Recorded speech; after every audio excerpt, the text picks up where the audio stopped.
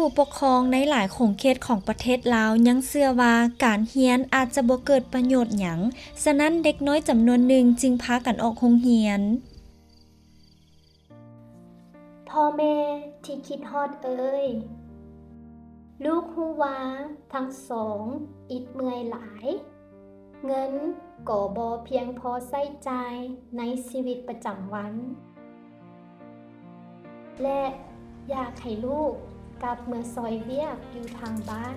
อาจจะดีกว่าพอพ่อแม่คิดว่าการเรียนเป็นเรื่องที่เสียเวลาซื่อๆลูกมีความฝันหลายอย่างลูกอยากเป็นคนหนึ่งที่สามารถช่วยเหลือสังคมและประเทศชาติได้เช่นลูกอยากเป็นนักวิทยาศาสตร์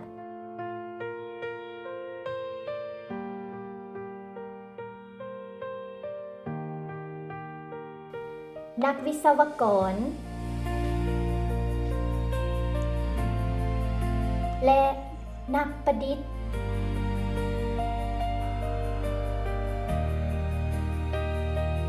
เพื่อให้ความฝันเป็นจริงลูกต้องสืบต่อเรียนพ่อแม่อยากให้ลูกมีอนาคตที่ดีแต่เขาเจ้าย้านว่าการเรียนจะบ่นำไปสู่สิ่งนั้นลูกจะบ่ยอมท้อถอยจะพยายามและทุ่มเทใส่การเรียนให้ประสบผลสำเร็จเพื่อตนเองครอบครัวและประเทศชาติหากและคิดฮอดพ่อแม่เสมอ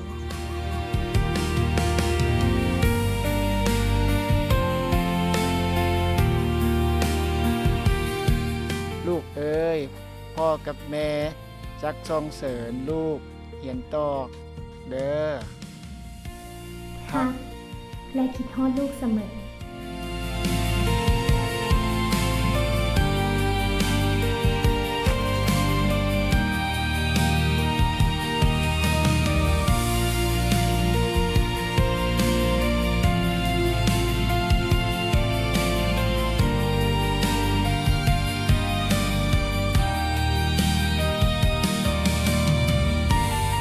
การศึกษาอาจบ่ได้รับประกันว่าจะมีเวียกเฮ็ดงานทำที่ดีเสมอไป